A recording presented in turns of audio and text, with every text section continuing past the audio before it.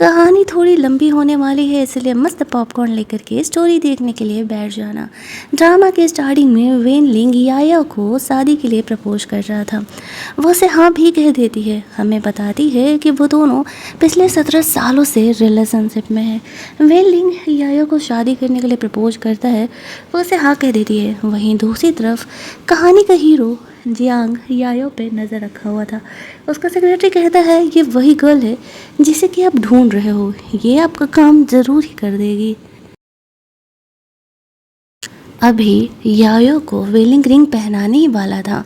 यायो की सौतेली सिस्टर यानी कि उसकी आंटी की बेटी जुई वहाँ पर आ जाती है। काफ़ी इंसर्ट कंडीशन में थी और वो एक्टिंग करने लगती है कि यायो ने उसे बुली किया। अभी कुछ देर पहले उसने कहा था कि देखना मैं तुम्हारे इस प्रपोजल डे को कैसे बर्बाद करती हूँ।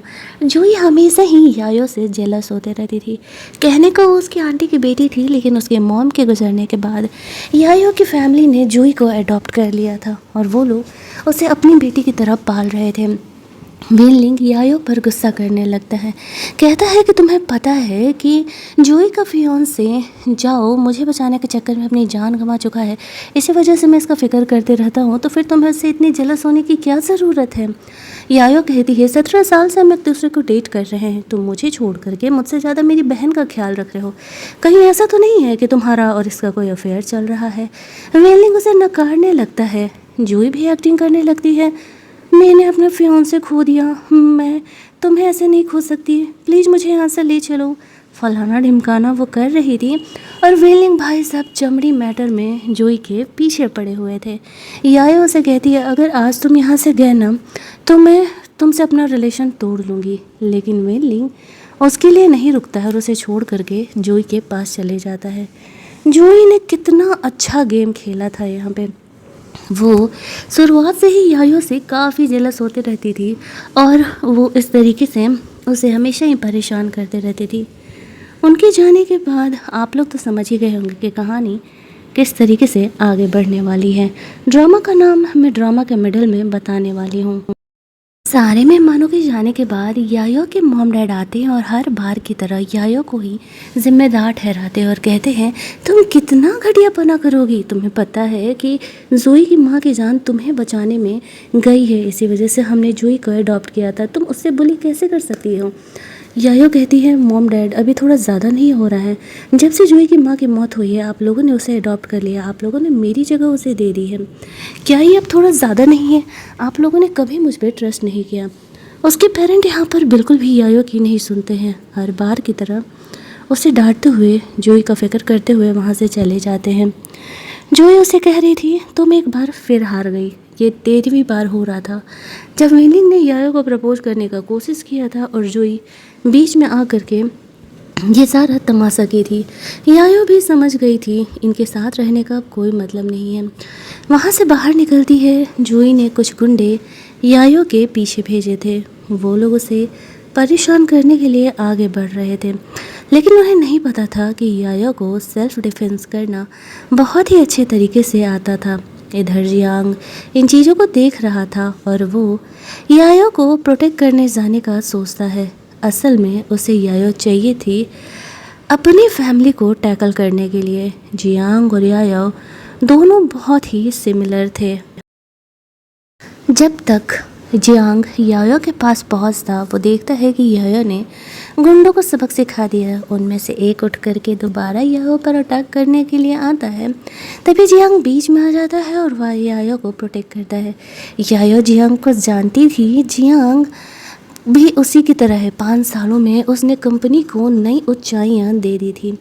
गुंडों को भगाने के बाद जियांग को लगा था कि यायो इम्प्रेस हो गई होगी और वो उसकी डील वाली बात ज़रूर ही सुनेगी, लेकिन उल्टे याओ उसे थैंक्स बोलने के बजाय वहाँ से चली जाती है। जियांग सोचता है ये तो बिल्कुल नॉर्मल लड़कियों की तरह नहीं है, बचाने पर तो नॉर्मल लड़कियाँ थैंक्स बोलती हैं, इम्प्रेस हो जाती हैं, लेकिन याओ बिल्कुल अलग है। अगले दिन वो यायो के बारे में सब कुछ पता लगवाता है। उसके कैरेक्टर और उसके सिचुएशन को वो जज करते हुए समझता है ये मेरी वाइफ बनने के लिए परफेक्ट रहेगी, ये मेरे साथ रहेगी तो मेरे बदमाश फैमिली वालों को वो आसानी से टैकल कर पाएगी। लेकिन यायो को शादी के लिए कैसे मनाया जाए, क्योंकि उसे पता था जिस टाइप की वो है आसानी से तो वो कभी भी शादी के लिए मानने नहीं वाली है। दूसरे सीन में यायो घर पे सबके साथ ब्रेकफास्ट करने के लिए आती है। उसकी माँ यहाँ पर उसकी केयर करने की एक्टिंग करते हुए कहती है, देखो तुम्हारे पसंद की चीज़ें बनी हैं। यायो कहती है, इसमें एक भी मेरे पसंद का नहीं है, सब कुछ जूही को पसंद है। खैर, अब वैसे भी मैंने क्लियर कर दिया है, मैं मेलिंग से तो कोई अब शादी वादी नहीं करने वाली हूँ। आप लोग चाहो तो अपनी चहेती बेटी यायो की शादी करा सकते हो। लेकिन उसके पेरेंट का कहना था कि नहीं नहीं, वेलिंग से तुम्हारी शादी तय हो चुकी है, इससे हमारे बिज़नेस को भी फ़ायदा होने वाला है। यायो हंसते हुए कहती है, तो मैं क्या करूं? वैसे भी तो आज तक तुम लोगों ने सब कुछ मेरे हिस्से की चीज़ें यायो को देते आई है। मेरे हिस्से के कंपनी के 5% शेयर भी तुम लोगों ने जूही के नाम कर दिए हैं, तो फिर ये क्यों दिखावा कर रहे हो? तुम लोग तो अपनी बेटी को भी पराये की तरह ट्रीट करते हो। और दूसरी बात, मुझे सिर्फ तुम लोगों से मेरी ग्रैंड मदर का वो घर चाहिए जो कि उन्होंने मरने से पहले मेरे नाम किया था। उसके पेरेंट उसे ये घर देने से मना कर देते हैं और कहते हैं कि नहीं, ये घर हम जूही के नाम करने वाले हैं, उसे कुछ तो फाइनेंशियल सिक्योरिटी मिलनी चाहिए। यायो कहती है, और मेरा क्या? तुम लोगों ने तो मुझसे हर एक चीज़ छीन लिया। मेरा ये चीटर फियोंसे भी अब जूही के साथ है, मेरे कंपनी के सिर्फ जूही के नाम है, और इकलौता मेरा ग्रैंड मदर का घर भी। ठीक है, अगर तुम लोगों को मुझसे इतनी ही प्रॉब्लम है तो मैं ये घर छोड़ करके जा रही हूँ और आज के बाद मैं यहाँ नहीं आने वाली हूँ। वो गुस्से में वहाँ से निकल रही थी, तभी जूही उससे बात करने के लिए आती है। वो कहती है, देखा यायो, मैंने कहा था ना कि मैं तुमसे तुम्हारी हर एक चीज़ छीन लूँगी। यायो हंसते हुए कहता है, देखो मैंने वही किया। तुम्हारा फियोंसे वेनलिंग अब मुझसे प्यार करता है। तुम्हारी ग्रैंडमदर का घर भी अगले 3 दिनों में मेरा होने वाला है। यायो कहती है, पहले मैं डांस किया करती थी, तुमने जानबूझ करके मेरे डांसिंग मूव्स चोरी किए थे, मेरा पैर ख़राब किया था और अब मैं भी वही करने वाली हूँ। कुछ दिनों में तुम्हारा डांस का कंपटीशन है ना, देखो अब मैं उसे कैसे बर्बाद करती हूँ। ये कहते हुए वो उसके पैर पर बहुत ज़ोर से मारती है और उसके पैर में चोट लगता है, जिसके बाद कि वो डांस उस टाइम तो कम से कम नहीं ही कर पाने वाली थी। जो इस बात से बहुत ही गुस्सा करने लगती है, लेकिन यायो कहती है, इस बात से गुस्सा होकर के जूही अब यायो से दोबारा बदला लेने का डिसाइड करती है, क्योंकि वो यायो को अपने से अच्छा कभी नहीं देख सकती थी। आफ्टर दैट यायो अपने ग्रैंड मदर के घर जाती है। वहाँ पर उसकी पुरानी मेमोरी बहुत सारी ताज़ा हो जाती है। ग्रैंड मदर ने उसे बहुत ही ज़्यादा पाल पोस करके बड़ा किया था, बट यहाँ पर वो तब भी गुस्से में आकर के पूरे घर को जला देती है और कहते हुए कि सॉरी ग्रैंड मदर, मैं आपके मर्डरर को कम से कम आपके मर्डरर को आप ही के घर में आकर के रहना अलाउ नहीं कर सकती। असल में यायो के ग्रैंड मदर की मौत का कारण कोई और नहीं, जू थी। वो उसके सामने तड़प रही थी, लेकिन जूही ने उसे दवा तक नहीं दिया था। उसे ग्रैंड मदर से जेलसी इसलिए थी क्योंकि वो उससे ज़्यादा यायो को मानती थी। फिर वो पूरे घर में आग लगा देती है। वहाँ से बाहर निकलती है तो जंगलों में उसे जियांग मिलता है। कुछ गुंडे उस पर अटैक कर रहे थे और वो बहुत ही इंसल्ट था। यायो वहाँ पर देखने के लिए जाती है तो वो ये देखती है कि असल में वो इतना इंजर्ड है और वो उसका हेल्प करने के लिए कहता है। बदले में वो कहता है कि वो उससे शादी का डील लेकर के आया है। यायो हंसते हुए कहती है, तुम्हें लगता है कि मैं इतना डेस्परेट हूँ कि मैं तुमसे शादी करूँगी? जियांग उसे कहता है कि देखो, हम कोई रियल मैरिज नहीं करने वाले हैं। हम दोनों यहाँ पर जानते हैं अच्छे तरीके से, हम दोनों के लिए वही सही है जो मैं कह रहा हूँ। हम दोनों एक जैसे हैं और अगर शादी करेंगे तो मैं तुम्हारा हेल्प करूँगा तुम्हारे फैमिली से तुम्हें बदला लेने में, और बदले में तुम्हें वही मेरा हेल्प करना है। कुछ सोचने के बाद यायो जियांग का मदद करने के लिए तैयार हो जाती है। उससे उठा करके वो अपने फ्लैट में ले करके जाती है और वहाँ पर उसका वो फर्स्ट ऐड करने का प्लान कर रही थी। जियांग असल में बहुत ज़्यादा ही इंजर्ड था, चेक कर रही थी कि वो ज़िंदा है या टपक गया। तभी जियांग का सेक्रेटरी वहाँ पर आ जाता है और उससे ऐसा लगता है कि वो दोनों कहीं रोमांस में तो बिजी नहीं थे। दोनों ही काफ़ी ऑकवर्ड हो जाते हैं। फिर उसका सेक्रेटरी यहाँ पर जियांग का फर्स्ट ऐड करता है। अब जियांग यहीं पर स्टे करने वाला था। वो अपने सेक्रेटरी को वहाँ से जाने के लिए बोलता है। आफ्टर दैट वो यहाँ से यायो से वो शादी वाली बात करता है। दोनों कॉन्ट्रैक्ट मैरिज में रहेंगे, एक दूसरे का हेल्प करेंगे। याया उसकी बात मान जाती है। दोनों जल्दी ही शादी का सर्टिफिकेट लेने का डिसाइड करते हैं। तभी याया की फैमिली यहाँ पर आ जाती है तो वो जियांग को छुपने के लिए कहती है। बाहर जाने पर वेन लिंग और उसकी माँ आई हुई थी। याया उन पर भड़क जाती है और उन्हें वहाँ से जाने के लिए कहती है। साथ ही में वो वेलिंग को क्लियर करती है कि मैंने पहले ही कह दिया है, मुझे अब तुमसे कोई मतलब नहीं है। मैंने तुमसे अपना ब्रेकअप कर लिया है। तुम्हें जिसके साथ जाके मरना है मरो, मुझे घंटा फ़र्क नहीं पड़ता। वह गुस्से में आकर के अपनी माँ और वेलिंग दोनों को घर से बाहर निकाल देती है। ये कहती है कि उसकी माँ उससे बिल्कुल प्यार नहीं करती, तो फिर ये प्यार का दिखावा करने का भी कोई ज़रूरत नहीं है। और पहली बार याया को यहाँ बहुत सुकून मिल रहा था। उन्हें डाउट होता है कि याया ने किसी लड़के को छुपा के रखा है और वो वेलिंग को चीट कर रही है। वेलिंग देखने के लिए जा रहा था तो याया उसे थप्पड़ मारते हुए कहती है, मैं तुम्हारी तरह टू टाइमिंग नहीं करती हूँ। तुम मेरी ही बहन के साथ मुझे धोखा दे रहे हो। तुम्हें क्या लगता है मुझे ये बात पता नहीं है? चलो मेरे घर से निकल जाओ। मैं इतने घटिया लोगों को अपने घर में बर्दाश्त नहीं कर सकती। उनके जाने के बाद याया थोड़ा सा यहाँ पर इमोशनल हो जाती है। जियांग को देखने के लिए जाती है और कहती है, कैसा लगा हमारे घर का ड्रामा? जियांग कहता है, टीवी सीरियल से तो कहीं ज़्यादा बेहतर था। याया थोड़ा सैड थी। जियांग को लगता है कि वो उसकी वजह से सैड हो गई क्या। वो कहता है, मैं तो मजाक कर रहा था। जियांग कहती है, नहीं नहीं, तुमने सही कहा, मेरे घर वाले ही ऐसे हैं। वैसे मुझे तुम्हारे साइड से करना क्या पड़ेगा? जियांग उसे बताता है, मेरी फैमिली भी बिल्कुल तुम्हारी तरह है। वो लोग भी मुझसे प्यार नहीं करते हैं, सिर्फ मुझे ब्लैकमेल करते रहते हैं। मैं चाहता हूँ कि तुम मुझसे शादी करो ताकि वो लोग मुझे ब्लाइंड डेट्स वगैरह पर ना जाने के लिए भेजें और मैं कम से कम अपनी पसंद के लड़की के साथ रह सकूँ। अगले दिन जियांग और यायो दोनों जाकर के शादी का सर्टिफिकेट ले लेते हैं। यायो को तो भरोसा ही नहीं होता। 17 साल से वो किसी और लड़की के साथ थी और आज वो किसी स्ट्रेंजर से शादी कर रही है। बट लाइफ यही होती है। तभी वहाँ पर बार बार यायो को वेलिंग का कॉल आ रहा था तो जियांग उसका फ़ोन उठा लेता है। जब वो किचन की तरफ गई हुई थी तो वेलिंग सोचने लगता है कि क्या सच में यायो की लाइफ में कोई है, जो ही यहाँ पर उसे इमोशनल ड्रामा करके रोक लेती है। वैसे एक बात फैक्ट है, अगर आपका बंदा आपके लिए लॉयल है ना तो ये सब इमोशनल चोचले या कोई भी दुनिया की ताकत उसको चीटिंग करने पे मजबूर नहीं करती है। चीटिंग हमेशा एक चॉइस होता है, ना तो किसी की मजबूरी और ना ही किसी की ज़रूरत। चीटिंग इंसान अपनी मर्ज़ी से करता है, चाहे वो जिस भी सिचुएशन में रहे। यहाँ पर जो ही वैनी को इमोशनल ड्रामा करके रोक लेती है। इधर यायो फूड बना रही थी तभी जियांग को घर से फ़ोन आता है। वो यायो को कहता है, फाइनली अब असली ड्रामे का वक्त आ गया है, क्या तुम तैयार हो? यायो कहती है, हाँ रेडी तो होना पड़ेगा। जियांग अगले कुछ दिन के लिए जब यायो के घर पर रहने वाला था तो बदले में वो यायो को 10 मिलियन ऑफ़र करता है उसके यहाँ का रहने खाने का खर्चा के लिए। यायो सोचती है, ये तो बिल्कुल मेरे शुगर डैडी की तरह है, देखो तो ये कितने खर्चे उठा रहा है। ऊपर से यायो को खाना बनाने भी नहीं आता था तो जियांग यहाँ पर उसके लिए टेस्टी टेस्टी फूड भी ऑर्डर करता है। उसके घर में कौन क्या है कैसे है, जियांग यहाँ पर अप्रॉक्स सारी चीज़ें यायो को समझा दिया था। यायो खुद को मेंटली प्रिपेयर कर चुकी थी वहाँ घर जा कर के जो कुछ भी तमाशा होने वाला था उन सबको झेलने के लिए। आफ्टर दैट वो दोनों जियांग की फैमिली से मिलने के लिए जाते हैं। ड्रामा का नाम होने वाला है हमारा the princess little rose raise the table again. यहाँ पर उसके ग्रैंडफादर जियांग को प्रेशराइज कर रहे थे ब्लाइंड डेट पर जाने के लिए। तभी याया वहाँ पर आती है। जियांग अपनी फैमिली को बताता है कि उसने याया से शादी कर लिया है। वो लोग उस पर गुस्सा करते हैं कि तुमने पूछना भी ज़रूरी नहीं समझा।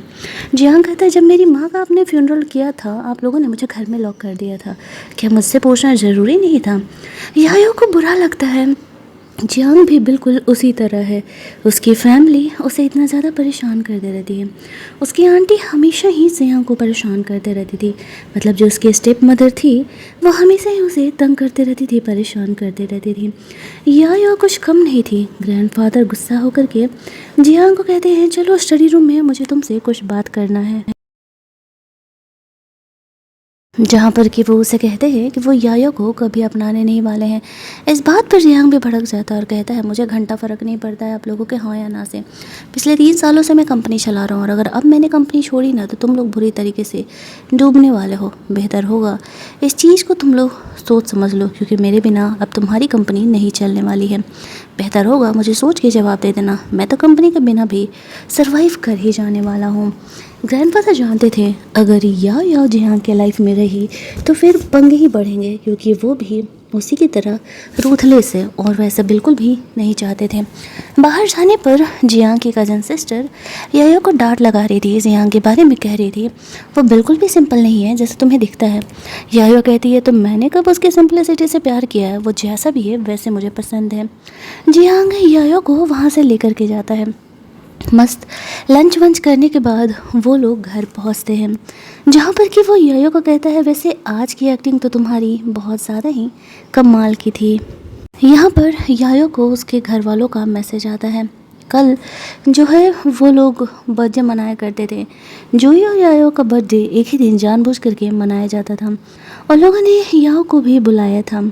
वो जियांग के साथ मिल करके एक प्लान करती है। अगले दिन उन लोगों ने यायो के और जोई के बर्थडे के साथ वेनलिंग और जोई का एंगेजमेंट भी अनाउंस करने का सोचा था। वेनलिंग यायो के आने का वेट कर रहा था कि क्या वो सच में किसी और को अपना बॉयफ्रेंड बना ली है, वो आए क्यों नहीं। तभी यायो यहाँ पर आती है। वेनली को जोई का फ़ोन आता है और वो कहती है कुछ गुंडों ने मुझे किडनैप कर लिया है, मैं वेयर हाउस में हूँ, प्लीज़ आकर के मुझे बचा लो। तो वेनलिंग उसके पास चले जाता है। इधर यायो अपने फादर से कहती है कि मैं सिर्फ इसलिए यहाँ पर आई थी क्योंकि मैं अपनी ग्रैंड मदर का दिया हुआ वो ब्रेसलेट लेना चाहती थी। उसके फादर से कहते हैं ठीक है, मैं ये ब्रेसलेट तुम्हारे सामने फ़िलहाल मेड को दे रहा हूँ और बाकी ये पार्टी ख़त्म होते ही सही तरीके से मैं तुम्हें ये ब्रेसलेट दिलवा दूँगा। यायो उसकी बात मान जाती है। उसके जाती हैं वो जियांग को इशारा करती हैं और जियांग यहाँ पर उस बंदे को किडनैप कर लेता है। अंदर पार्टी में जाने पर वो लोग यहाँ पर सब कुछ बहुत ही अच्छे तरीके से अरेंज करके रखे हुए थे। यायो का बर्थडे यहाँ पर वो लोग सेलिब्रेट कर रहे थे। कुछ उनके वीडियो चल रहे थे, लेकिन तभी अचानक से यहाँ पर वेनलिंग और जोई का किस करने वाला वीडियो यहाँ पर प्ले हो जाता है। यायो ने ये सब कुछ पहले से सेट करके रखा था। उसे तो पहले से ही पता था कि वेनलिंग उसे धोखा दे रहा है और अब उसका ये चीटिंग सबके सामने आ जाता है, क्योंकि अब तक सबको यही पता था यायो और वेनलिंग दोनों एक दूसरे को डेट कर रहे हैं और दोनों एक दूसरे से शादी करने वाले हैं। लेकिन यहाँ पर जब इस तरीके से बातें सामने आती हैं तब पता चलता है कि वो तो उसे धोखा दे रहा है। सारे ही लोग क्रिटिसाइज करने लगते हैं। यायो के फादर सिचुएशन को संभालने का कोशिश करते हैं, नहीं यायो और वेनलिंग तो दोनों अच्छे दोस्त हुआ करते थे, असल में शादी तो या वेनलिंग और जोई की ही होने वाली थी। यायो का तो पता ही था कि उसके पेरेंट इसी तरीके से सिचुएशन को बदलेंगे। तभी वहाँ पर जो जियांग था वो आ जाता है, साथ ही में यहाँ पर वेनलिंग भी आया हुआ था। वेनलिंग को तो पता नहीं था कि उसका ये चीटिंग का काला चिट्ठा सबके सामने आ चुका है। वहाँ आते उसके फादर जब उस पर गुस्सा करने लगते हैं तब उसे पता चलता है उसका और जोई का ये धोखे वाला बात यहाँ पर सामने आ चुका है। अब एक्सप्लेन करने के लिए तो कुछ भी नहीं था। यायो जानबूझ करके वेनली को ब्रदर इन लॉ कह के पुकार रही थी। जोई तो मन ही मन खुश हो रही थी कि फाइनली जो वो प्लान बना रही थी वो प्लान यहाँ पर पूरा हो गया है और अब वो वेनलिंग से शादी करने वाली है। तभी हम लोग देखते हैं कि जियांग यायो के सपोर्ट में आता है। वो कहता है कि असल में मैंने यायो से शादी कर लिया है, मैं अपनी वाइफ का बर्थडे यहाँ पर सेलिब्रेट करने के लिए आया हुआ हूँ। तुम लोगों ने तो मेरी वाइफ का बर्थडे केक जो है जोई के एंगेजमेंट से बदल दिया, मुझे तो पता ही नहीं था कि तुम लोग ऐसा करने वाले हो, वरना मैंने अपनी वाइफ को कभी भेजा ही नहीं। उसकी फैमिली को जब ये पता चलता है कि यायो ने सच में शादी कर लिया है, वो भी जियांग से, तो वो लोग चौंक जाते हैं। वेनलिंग उसे कहता है कि वो उसके साथ ऐसा कैसे कर सकती है, 17 सालों से वो दोनों एक दूसरे को डेट कर रहे हैं। यायो कहती है तुमसे बेशरम इंसान मैंने अपने लाइफ में नहीं देखा, तुम मुझे चीट कर रहे हो और 17 साल के रिलेशनशिप की बात बीच में लेकर के आते हो, कतई बेशरम इंसान हो। तभी वहाँ पर जियांग ने यायो के लिए 17 गिफ्ट मंगाए थे। पिछले 17 सालों से यायो का बर्थडे किसी ने घर में सेलिब्रेट ही नहीं किया था, क्योंकि उसके बर्थडे वाले दिन जोई की मॉम की डेथ हुई थी। इसी वजह से जियांग यहाँ पर सबके सामने यायो का बर्थडे सेलिब्रेट करता है। उसके लिए केक वगैरह उसने मंगाया था। वो 17 साल बाद अपना केक कट करती है। अब उसकी फैमिली यहाँ पर काफ़ी ज़्यादा बदनामियाँ झेल रही थी, क्योंकि ऑब्वियसली वेनलिंग की चीटिंग यहाँ पर सबके सामने आ चुकी थी। लेकिन अब वेलिंग और जोई दोनों इंगेज हो चुके थे, क्योंकि अब इन बातों को पलटा भी तो नहीं जा सकता था। यायो कहती है, मैं तो बस यहाँ पर अपने ग्रैंड मदर की तरफ से दिया गया ब्रेसलेट लेने के लिए आया हुआ था। ये ब्रेसलेट का 2 पेयर था, जो कि मेरी कज़न जोई को तो मेरी फैमिली वालों ने सालों पहले दे दिया, लेकिन अपनी ही बेटी को उन लोगों ने ये ब्रेसलेट नहीं दिया। वो जानबूझ करके ये सारी यहाँ रिलेटिव और बाहर वालों के सामने अपने माँ बाप की असलियत को सामने लेकर के आ रहे थे। सारे लोग यहाँ पे क्रिटिसाइज करने लगते हैं, ऐसी फैमिली कैसे हो सकती है, अपनी ही बेटी को ये लोग प्यार नहीं कर रहे हैं। इतना फुल्लन तमाशा रोना धोना होने के बाद जियांग याया को वहाँ से लेकर के जाता है। आफ्टर दैट अब वो लोग सोच रहे थे कि यायो तो हमसे अपना रिश्ता पूरी तरीके से तोड़ चुकी है, लेकिन स्टिल हम यहाँ पर यायो का थोड़ा फ़ायदा तो उठा ही सकते हैं। अब उसने जियांग से शादी जो कर लिया है। जियांग यायो को एक नए घर में लेकर के जाता है और यायो से कहता है, ये हमारा घर है जिसमें कि सिर्फ तुम और मैं रहने वाले हैं। घर में अंदर जाने पर यायो देखती है कि उसकी पसंद की बहुत सारी चीज़ें हैं। इतना ही नहीं, यहाँ पर यायो सोचती है कि वो गिफ्ट फेक होंगे, लेकिन चेक करती है तो जियांग ने जेनुइनली बहुत सारे महंगे गिफ्ट्स यहाँ पर रखे हुए थे। यायो तो यहाँ पर इम्प्रेस हो जाती है। दूसरी तरफ उसके पेरेंट आपस में बात कर रहे थे कि जियांग के साथ हुए यायो के रिश्ते का हम फ़ायदा उठाते हैं। कल जोई की मॉम का डेथ एनिवर्सरी है, यायो वहाँ पर ज़रूर आएगी।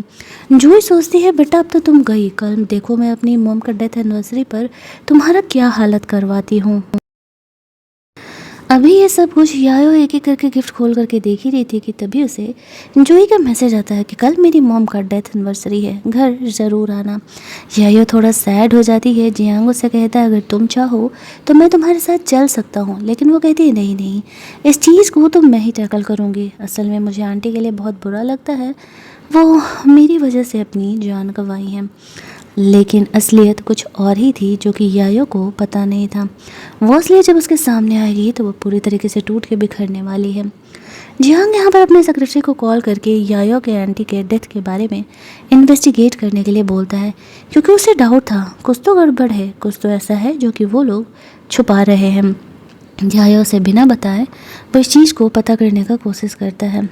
वहीं दूसरी तरफ यायो को हम लोग देखते हैं, वो घर पहुंचती है जहां पर कि जोई प्रिपरेशन करने का बहाना करके उसे कमरे में लेके जाती है। कहती है, शुरुआत से लेकर के आज तक हर चीज़ तुम्हें मिला, तुम अमीर घर में पैदा हुई, बल्कि मुझे हर एक चीज़ के लिए स्ट्रगल करना पड़ा। मेरी माँ तुम्हारी जान बचाने के चक्कर में अपनी जान गंवाई हूँ। देखो आज मैं क्या करती हूँ तुम्हारे साथ। वो अपनी मॉम की फ़ोटो को फाड़ देती है और सारा ब्लेम यहाँ पर यायो पर डाल देती है। ये उसकी मॉम की अंतिम फ़ोटो थी। मतलब जोई इतना गिर गई थी कि सिर्फ यायो को परेशान करने के लिए वो ये सारी हरकतें कर रही थी। बल्कि यहाँ पे यायो को बचाने के लिए नहीं, उसकी आंटी ने खुद ही उसे रोड किनारे रुकने के लिए कहा था और तब उनका कार से एक्सीडेंट हुआ था।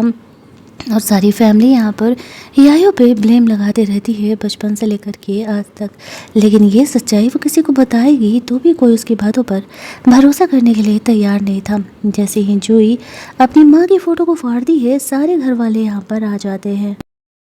पहले की तरह आज भी यायो को ही ब्लेम दिया जाता है और कहा जाता है कि सिर्फ तुम दोनों ही कमरे में थे, अगर तुमने आंटी की फ़ोटो नहीं फाड़ी तो क्या जोई ने फाड़ी है।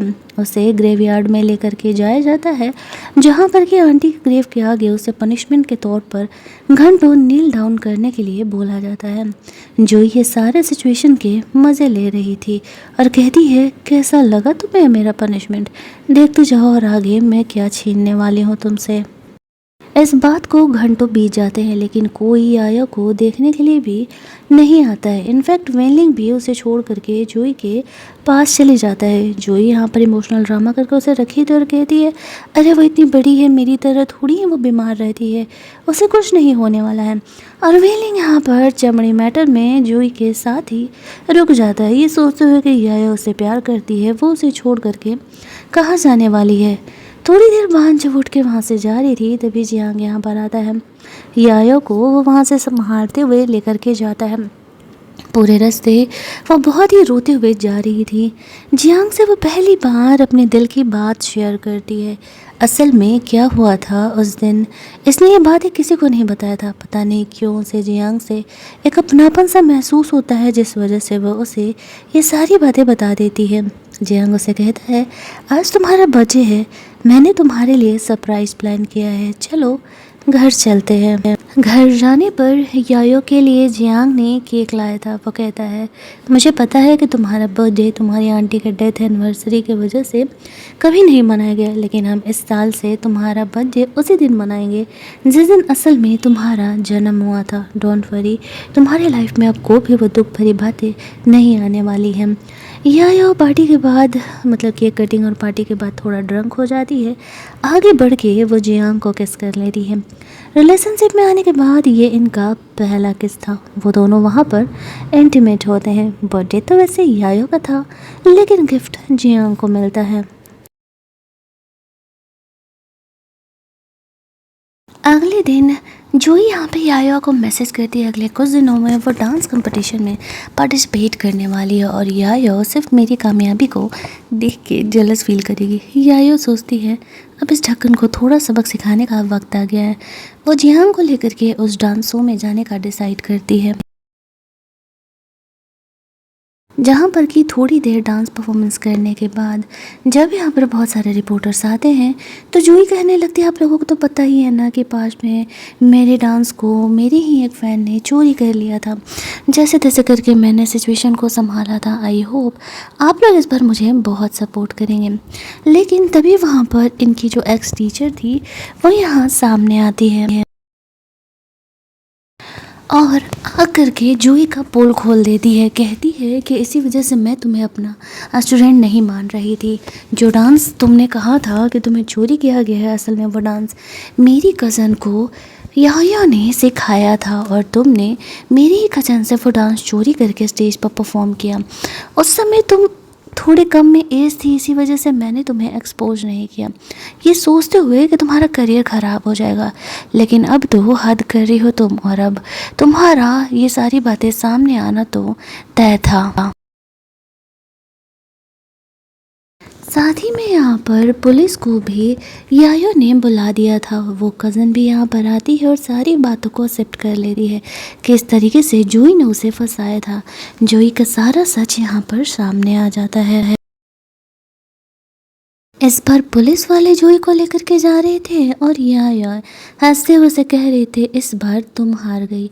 रात में घर जाकर के यायो बहुत ही ड्रंक होती है। जूही को जेल भेजने की खुशी में वो और जियांग यहाँ पर वापस से रोमांस करते हैं। अगली सुबह जब वो जगती है तो वो सोच रही थी कि वो ड्रंक होकर के क्या हरकतें करते रहती है। शुरुआत में तो जियांग उसे छेड़ रहा था, बट फिर कहता है, डोंट वरी, हमारे बीच ऐसा कुछ भी नहीं हुआ है। कुछ देर बाद यहाँ पर यायो के मॉम डैड आते हैं। वो लोग जूही को जाने देने के लिए कहते हैं। बदले में यायो यहाँ पर उसे ये कहती है कि तुम अपना जो 5% हिस्सा तुमने शेयर का जूही को दिया है वो डोनेट कर दो, तो ही मैं जूही को जेल से निकलवाने वाली हूँ। तो वो लोग मजबूरी में ये बात मान जाते हैं। थोड़ी देर बाद यहाँ पर जियांग कहता है कि जूही का जो एक्स था बॉयफ्रेंड जाओ, जो कि वेलने को बचाने में मर गया था, असल में वो ज़िंदा है और फाइनली मैंने उसे ढूंढ लिया है। तो जूही और उसकी टीचर की जो कज़न थी वो लोग उसे पकड़ने के लिए जाते हैं। अमीर लड़की बन करके यह वहाँ पर गई हुई थी जाओ को ऐसे बाहर निकालने के लिए। शुरुआत में जाओ उसे पहचान नहीं पाता और उसे बात करने के लिए चले जाता है, लेकिन जब वो देखता है कि वो कोई और नहीं यायो है तो घबरा करके वहाँ से जाने लगता है। वो उसे डांटते हुए कहती है कि देख बेटा, यहाँ से तो जा नहीं सकता है, सच्चाई बता दे, तेरे लिए बेहतर होगा। तो वो कहता है, जूही ने मुझे पैसे दिया था मरने की एक्टिंग करने के लिए, हर महीने वो मुझे पैसे भेजा करती थी, लेकिन अब पैसे भेज नहीं रही है तो मुझे यहाँ वापस आना पड़ा है। और एक और बात मैं तुम्हें बताता हूँ। तब तक जियांग वहाँ पर पहुँच जाता है। जाओ से बताता है कि उसकी माँ की भी मौत कोई एक्सीडेंट नहीं था, वो प्री प्लान सब कुछ किया हुआ था। ये बात जानने के बाद यह बुरी तरीके से टूट जाती है। 17 साल जिस चीज़ का वो टॉर्चर झेल रही है, असल में ये सब कुछ झूठ था। जाओ ने जूही के खिलाफ इन सबूतों को जमा कर लिया था। जियांग यहाँ पर जाओ को पकड़ करके रखा हुआ था। यायो से पूछता है क्या करना है। यायो तो उस समय टेंशन से बेहोश हो चुकी थी। घर जा कर के वो बहुत ज़्यादा रो वगैरह रही थी। जियांग उसे संभालता है। यायो का प्लान था जिस दिन वेनलिंग और जूही की शादी होगी ना, उसी ने ये सारी चीज़ों को यहाँ पर रिवील करेगी। यहाँ पर थोड़ी देर बाद जियांग उसकी आंटी का रिपोर्ट लेके आया था। असल में जूही के मॉम को कैंसर था और वो मरने वाली थी। अपनी ब्यूटी का फ्यूचर सिक्योर करने के लिए उसने ऐसा किया था। अगले दिन जूही जेल से निकली थी। या उसे मिलने के लिए जाती है। कहती है, अफसोस बहन, तुम्हारा इकलौता सीक्रेट मेरे सामने आ गया है। वो उसकी माँ का कैंसर का रिपोर्ट जूही के मुंह पे मारते हुए कहती है, चिंता मत करो, ये सीक्रेट जल्दी ही सबके सामने आने वाला है। तभी वहाँ पर यायो की मॉम उसे लेने के लिए आने लगती है। वो नहीं चाहती थी कि ये रिपोर्ट उसकी माँ देखे, तो वो उसे जल्दी जल्दी अंदर लेकर के चली जाती है। लेकिन घर जाकर के यायो के डैड और उसका भाई जूही पर बहुत ही गुस्सा कर रहा था। उनकी वजह से कंपनी के शेयर्स बहुत ज़्यादा ही डाउन हो गए थे। स्टिल यायो की मॉम इन सब का जिम्मेदार जूही को नहीं मान रही थी और वो उसका केयर कर रही होती है। जूही सोचती है, इन बेवकूफ़ों से जितना ज़्यादा जल्द से जल्द पैसा हो सके निकाल करके मैं इनसे अलग हो लेती हूँ अपनी लाइफ जीने के लिए। यहाँ पर यायो की मॉम बताती है कि जूही के वो शेयर्स वो लोग उसे नहीं दे पाएंगे। उसे जेल से निकलवाने के लिए यायो का यही डिमांड था कि वो 5% शेयर उसे लौटा दिया जाए, तो हमें मजबूरी में ये करना पड़ा था। अब जूही सोचने लगती है, 5% शेयर तो मिल नहीं रहे, मुझे कोई और तरीका अपनाना पड़ेगा। इधर दूसरी तरफ यायो अपने कमरे में थी। जियांग यहाँ पर कहता है, मुझे अकेले नींद नहीं आ रही है, प्लीज़ मुझे अपने रूम में रख लो। यायो फिर उसे मना नहीं करती है। वो उसके बगल में गया ही था कि तभी वहाँ पर उसे अपने घर से कॉल आता है। कल ग्रैंड मदर का डेथ एनिवर्सरी था, तो इन दोनों को बुलाया जा रहा था। यायो अब पहले से थोड़ा बेहतर फील कर रही थी, तो जियांग के साथ जाने के लिए तैयार हो जाती है। लेकिन जब वो लोग वहाँ पर पहुँचते हैं तो देखते हैं कि जो उसकी आंटी है वो यहाँ पर उसके ग्रैंडफादर को अपनी फैमिली के कुछ डार्क सीक्रेट बता रहे थे। मतलब कुछ ऐसा था ना कि जो उनकी पोती थी वो उनकी खुद की ही बेटी निकलती है। ये सुन करके उसके डैड को, उसके ग्रैंडफादर को हार्ट अटैक आने लगता है। उन्हें हॉस्पिटल लेके जाया जाता है। जियांग याया को वहीं रुकने के लिए कहता है, लेकिन पता नहीं क्यों अचानक से याया को वहाँ बेहोशी वाली नींद आ जाती है। कुछ देर बाद जब उसकी आँख खोलती है तो एक आदमी उसे कहता है कि चलो, जियांग ने तुम्हें बुलाया है। अब जियांग को थोड़ा डाउट होने लगता है। कार भी अलग था, ड्राइवर भी अलग था, कुछ तो गड़बड़ था। वो अपनी फ्रेंड को कॉल करके कुछ गार्ड्स को लेकर के यहाँ आने के लिए कहती है। वो जियांग को कॉल करती है लेकिन वो फ़ोन नहीं उठाता है। वो समझ जाता है, फोर्स समझ जाती है, फोर्स श्योर यहाँ पर कुछ गड़बड़ है। इन लोगों ने कुछ न कुछ तो जियांग के साथ किया ही है। वो उस ड्राइवर के साथ नहीं जाती है, वो घर में वापस आती है। घर में कोई नहीं था। पता नहीं क्यों उसे ऐसा लग रहा था कि जियांग हॉस्पिटल नहीं गया है। अंदर जाती है तो देखती है उसकी आंटी यहाँ पर बड़ा ही डरावना माहौल बना करके रखी हुई है। ये सब कुछ उसकी आंटी नहीं किया था। यायो कहती है, मुझे पता है तुम्हारी असलियत, मेरे आगे सीधा बनने की ज़रूरत नहीं है। मैं अच्छे तरीके से जानती हूँ कि फैमिली की प्रॉपर्टी लेने के लिए तुम ऐसा कर रही हो। मतलब जियांग के साइड से जो असली विलेन थी वो उसकी आंटी थी। उसकी माँ बहुत ही बुरी तरीके से अपनी जान गंवाई थी और मतलब बहुत सारे इनके फैमिलीज़ में प्रॉब्लम थे यहाँ पर। और जियांग को इसके बाद से दौरे आने लगते थे। जब भी उसका ये मेंटल टेंशन इतना ज़्यादा बढ़ जाता था तो वो यहाँ पर एक जानवर की तरह बिहेव करने लगता था। वो उसकी आंटी को डरा धमका करके पूछती है, जियांग किधर है, मुझे बता दो। तो बता देती है। छत के एक अलग थलग कमरे में जियांग खुद के गुस्से को कंट्रोल कर रहा था। जियांग का भी बचपन बहुत ही बुरा गुजरा था। डरते डरते या उस कमरे में जाती है। जियांग को काम डाउन करने के लिए वो उसे हक करती है। कुछ देर तक जियांग गुस्से में खुद से याया को अलग करने का कोशिश करता है, लेकिन फिर उनके बीच रियल लव होने की वजह से वो काम डाउन हो जाता है। याया को डर तो लग रहा था जियांग के पास जाने में, स्टिल वो उसे इस तरीके से तो छोड़ नहीं सकती थी, तो वो उसका काफ़ी फिक्र कर रही थी। कुछ देर बाद जियांग यहाँ पर नॉर्मल होता है। वो कहता है, तुम्हें मुझसे डर नहीं लगा? यायो कहती है, मुझे पता था कि तुम मुझे हर्ट नहीं करोगे और मैं सच में अब तुमसे प्यार करने लगी हूँ। उन दोनों का एक होता हुआ देख करके उसकी आंटी गुस्से से बौखला गई थी। तब तक जियांग का सेक्रेटरी डॉक्टर को लेकर के यहाँ पहुँच चुका था। उसे पता था कि जियांग को वापस से अटैक आया है। एनेस्थेसिया देने के बाद ही वो रिलैक्स हो पाएगा, लेकिन वो यहाँ पर देख करके चौंक जाता है। डॉक्टर यायो की वजह से जियांग यहाँ पर नॉर्मल हो पाया है। वो वहाँ से चले जाता है। उसका सेक्रेटरी यहाँ पर जियांग का फोस्टर्ड करने के लिए आया हुआ था। जैसे तैसे करके यहाँ पर जियांग को फर्स्ट एड करके थोड़ा नॉर्मलाइज किया जाता है।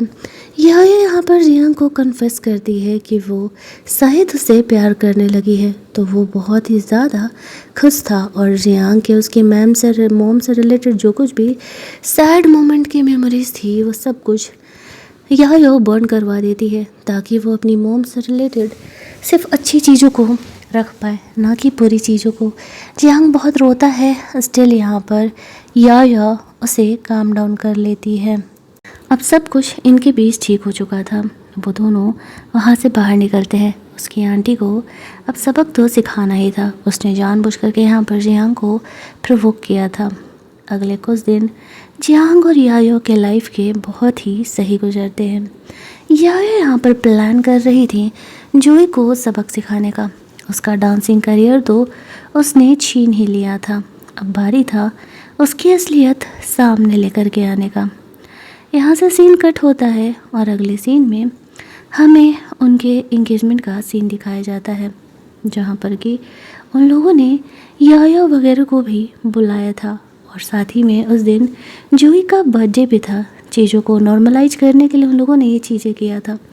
लेकिन तभी जियांग याया के साथ वहाँ पर आता है, कहता है मैं आप लोगों को कुछ सच बताना चाहती हूँ। वो सच जो कि जूही की मॉम का था वो सबके सामने यायो रख देती है। असल में जूही की मॉम को कैंसर था। अपनी बेटी का फ्यूचर सिक्योर करने के लिए उसने यहाँ पर बहाना लगाया था कि यायो को वो बाहर घुमाने, मतलब वो घर से भाग गई है तो वो उसे ढूंढने के लिए निकली है। उसे बचाने के चक्कर में कार एक्सीडेंट में जूही की माँ ने अपनी जान गंवा दी थी।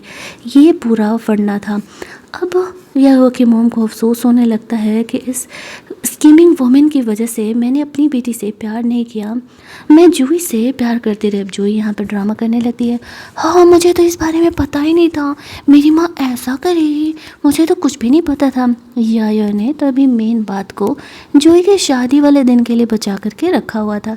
इसी वजह से वो यहाँ पर जूही का पोल अब भी नहीं खोलती है और जूही के बर्थडे पर उसका इतना बड़ा गिफ्ट देते हुए वहाँ से जियांग के साथ चली जाती है।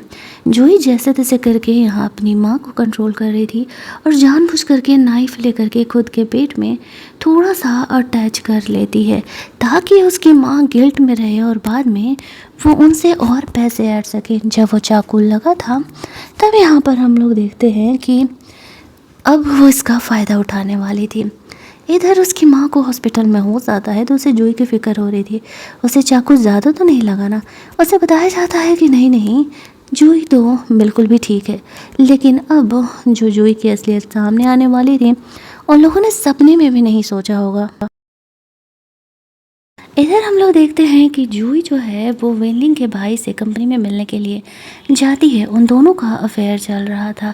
असल में वेनलिंग को तो अब कंपनी के सीईओ के पोजीशन से हटा दिया गया था। तब उसकी नज़र उसके भाई पर थी। वो उसे सीधा ऑफर देता है, तुम्हें एक्टिंग करनी होगी वेनलिंग से शादी करने का, और जब मुझे कंपनी पूरी तरीके से मिल जाएगी तो फिर मैं ज़रूर ही तुम्हें उससे अलग करके शादी कर लूँगा। वो भी यहाँ पर जूही को झूठे सपने दिखा रहा था और वो उसकी बात मान भी जाती है। अपने मॉम डैड को भी वो ब्लैकमेल कर रही थी, या तो मुझे पैसे दो या तो फिर जेल जाने के लिए तैयार हो, क्योंकि यायो की मॉम से गलती से जूही को वो चाकू लग गया था। अब इन ढक्कनों की आँख खुलती है। अपनी असली बेटी को छोड़ने के बाद उन लोगों ने एक स्कीमिंग वुमेन को अपनी बेटी बना ली थी, जिस वजह से उन्हें ये सब कुछ झेलना पड़ रहा है। इधर वो वेनली को जानबूझ करके बहुत ही ड्रंक करती है और उसके साथ इंटीमेट होने का वीडियो बना लेती है, उसे ब्लैकमेल करते हुए, ताकि वो उससे शादी के लिए हाँ कह दे। अगली सुबह वेलिंग जूही पर बहुत गुस्सा कर रहा था, लेकिन जूही का साफ कहना था तुम्हें मुझसे शादी तो करनी ही पड़ेगी। कुछ दिनों बाद यायो के फ्रेंड उसे शादी का ड्रेसेस ट्राई करने के लिए लेकर के जाती है। जिस शॉप में वो लोग जाते हैं वहीं पर वेलिंग और जूही भी गई हुई थी शादी करने के लिए।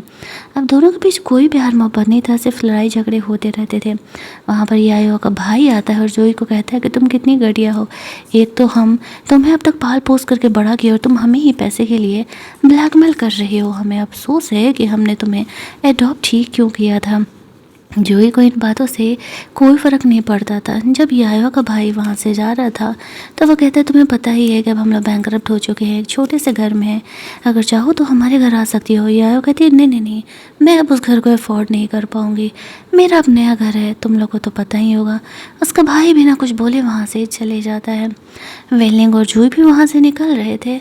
यहाँ पर यायो कहती है, जूही, तुम्हारे बुरी कर्मों की सज़ा अब तुम्हें मिलने वाली है। तुमने अब तक बहुत ही मज़े कर लिए, अगर मुझे परेशान ना की होती तो मैं तुम्हें कभी भी इस तरीके से तड़पाती नहीं। अगले दिन वेनलिंग और जूही की शादी होने वाली थी। वहाँ पर जैसे ही इनकी शादी वादी का प्रोसेस आगे बढ़ता है, याया और जियांग आ जाते हैं। जो लड़का जाओ वेनलिंग के लिए मरा था उसे यहाँ पर वो लोग लेकर के आए हुए थे। सारी बातें सामने आ जाती हैं। जाओ एक्सेप्ट करता है कि मैंने सिर्फ पैसे के लिए ऐसा किया था, वेनलिंग ने मुझे पैसा दिया था और प्रिटेंड करने के लिए बोला था कि वेनलिंग को बचाने के चक्कर में मैंने अपना जान गंवा दिया। साथ ही में यहाँ पर जो उसका भाई था उसने कंपनी को बैंकरप्ट करने के जुर्म में वेनलिंग जूही को भी पुलिस ऑफिसर बुला लिए थे और अब वो जेल जाने वाली थी।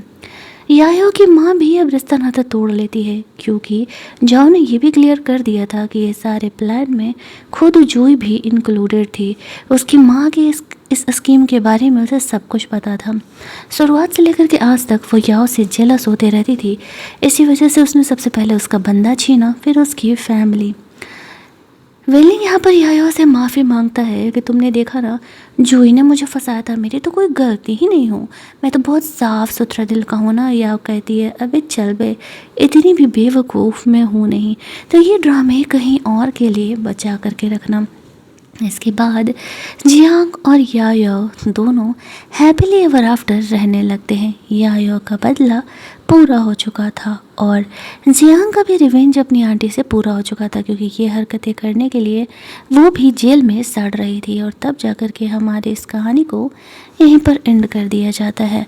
अगर आपको ये कहानी अच्छी लगी होगी, वीडियो को लाइक और शेयर करना मत भूलना। चैनल को सब्सक्राइब कर लेना ताकि नए वीडियोज़ की नोटिफिकेशन आपसे मिस ना हो। चलिए जल्दी से मिल लेते हैं हम लोग एक और नई कहानी के हिंदी एक्सप्लेनेशन में। तब तक के लिए कीप लिसनिंग।